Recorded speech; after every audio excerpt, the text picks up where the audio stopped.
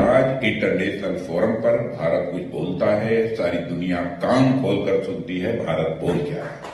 2027 आते आते भारत को की इकोनॉमी को दुनिया की टॉप 3 कंट्रीज में आने से कोई रोक नहीं सकता। हम लोग का लक्ष्य है कि आगामी 5 से लेकर 10 वर्ष के अंदर भारत में गरीब नाम का एक भी व्यक्ति शेष नहीं बचना चाहिए। मैं विश्वास के साथ कह सकता हूं कि इंटरनेशनल कम्युनिटी में भारत का स्टेशन बढ़ा है।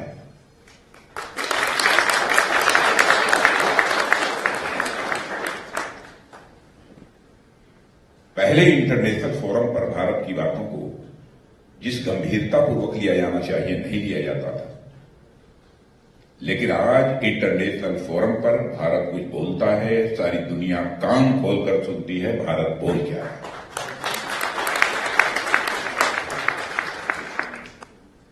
यह भारत की हैसियत बनी है।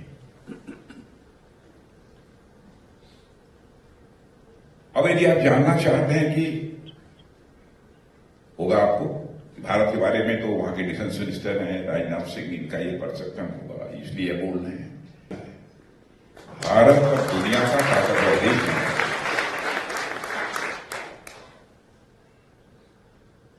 इकोनॉमी का जहां तक सवाल है, पहले भारत की इकोनॉमी फ्रेजाइल 5 में खड़ी थी, आज हम फेबुलस 5 में आकर खड़े हुए।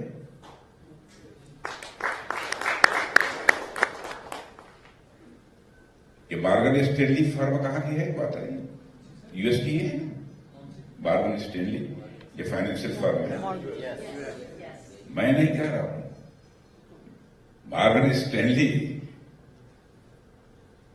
इसका दावा है कि 2027 आते आते भारत को की इकोनॉमी को दुनिया की टॉप 3 कंट्रीज में आने से कोई रोक नहीं सकता। टॉप 3 इकोनॉमी में जो उन्होंने कहा है, तो आप ये समझ लीजिए कि भारत क्या स्थिति है। और इसमें Bharat one of the fastest growing major economy है।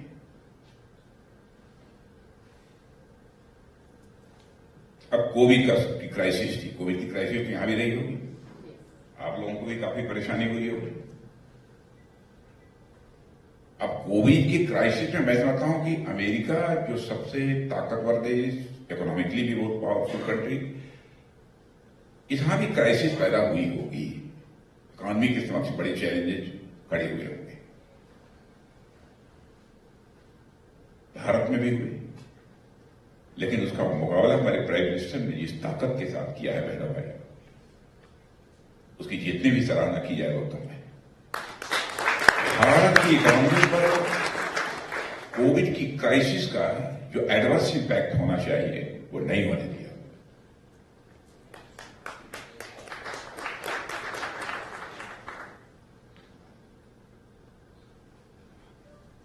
और हमारी इकोनॉमी तेजी के साथ आगे बढ़ रही है। और इन 10 वर्षों के अंदर 25 करोड़ लोगों को पॉवर्टी लाइन से बाहर करने में हमारी गवर्नमेंट ने कामयाबी हासिल की।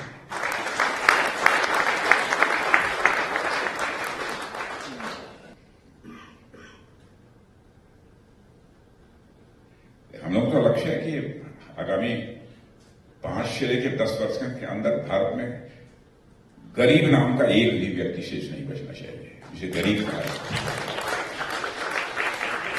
यह हम लोगों की कोशिश हो रही है।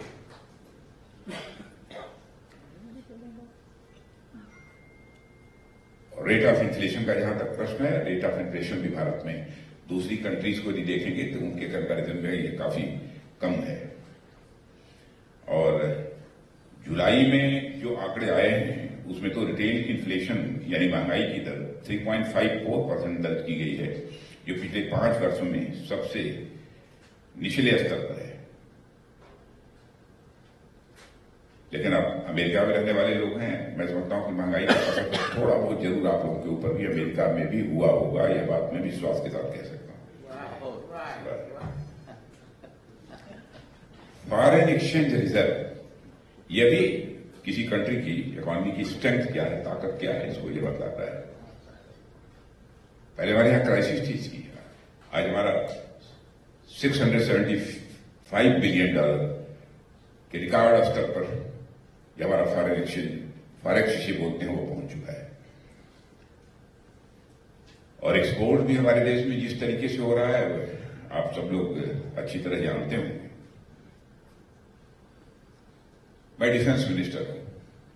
पहले जितने भी डिफेंस इक्विपमेंट्स और डिफेंस रिलेटेड जितने भी आइटम्स हुआ करते थे तो हम लोग दुनिया के दूसरे देशों से इंपोर्ट करते थे।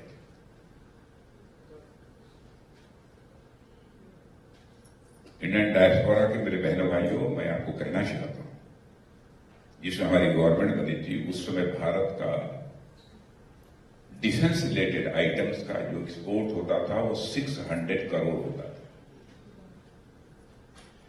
आज 10 वर्षों के अंदर हम मोर देन 21,000 करोड़ तो कहते हैं, लेकिन मैं जानता हूं 23,000 करोड़ पहुंच गया है।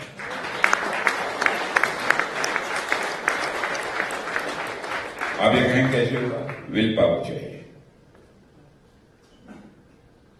आधा काम तो केवल विल पावर से होता है और आधा काम पॉलिसी से होता है, प्लानिंग से होता है। विल पावर ना हो तो आपकी पॉलिसी प्लानिंग सारी धरी रह जाएगी। जिस टारगेट को आप अचीव करना चाहते हैं वो नहीं कर सकते।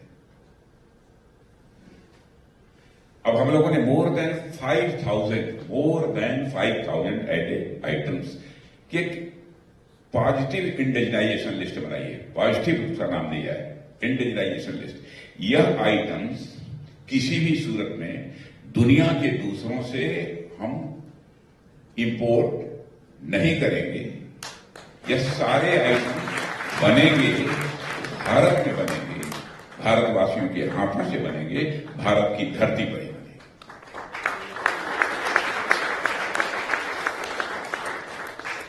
तय कर दिया है। अब भारत में बन रहे हैं।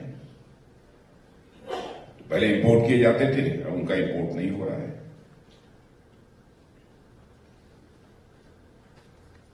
सरकारें काम कैसे करती हैं? अब ईज ऑफ डूइंग बिजनेस को इंश्योर करने के लिए हमारी सरकार ने एक काम किया, आप कल्पना नहीं कर सकते। हमारे यहां जो 40,000 से अधिक, मोर देन 40,000 कंप्लायंसेज जो थे, जिनके कारण कि किसी काम को होने में कठिनाई होती थी, विलंब होता था, ऐसे 40,000 कंप्लायंसेज को समाप्त कर दिया अथवा उसे सिंप्लीफाई कर दिया। तो बिजनेस में ease of doing but natural है कि वो बढ़ेगी। मैं कुछ उदाहरण आपके सामने इसलिए रखना चाहता हूं कि गवर्नमेंट ने क्या क्या किया है कि भारत में यह परिवर्तन आपको आज देखने को मिल रहा है। इन्वायरमेंटल क्लियरेंसेस पहले जो लोगों को प्राप्त होते थे तो मिनिमम 600 डेज लगते थे, और मैं जानता हूं कि इन्वायरमेंटल क्लियरेंसेस लेने में केवल 600 डेज नहीं, इससे भी ज्यादा समय लगते थे। आज आपको कोई इन्वायरमेंटल क्लियरेंस लेना है तो विद इन 75 डेज आपको मिलता रहेगा। सिस्टम में इस तरीके का बदलाव आया है। स्टार्टअप्स की संख्या जो है, हमारी गवर्नमेंट आने के पहले भारत में 400, 500 यही हुआ करते थे, और आज आपको जानकर खुशी होगी कि भारत में स्टार्टअप की संख्या मोर देन 1,20,000 हो गई। और यूनिकॉर्न्स को यदि देखें, जिनकी की पूरी वैल्यूएशन सब मिला लीजिए सब चीजों की लगभग $1 बिलियन के आसपास होती है, मुझे उसे यूनिकॉर्न कहते हैं। यूनिकॉर्न का नंबर देखें तो वो इस समय भारत में अप्रॉक्सिमेटली 120 के आसपास वो भी पहुंच गया है। और केवल हमारे स्टार्टअप इसमें 15 लोगों को जॉब अपॉर्चुनिटी प्रोवाइड कर रहे हैं। स्टार्टअप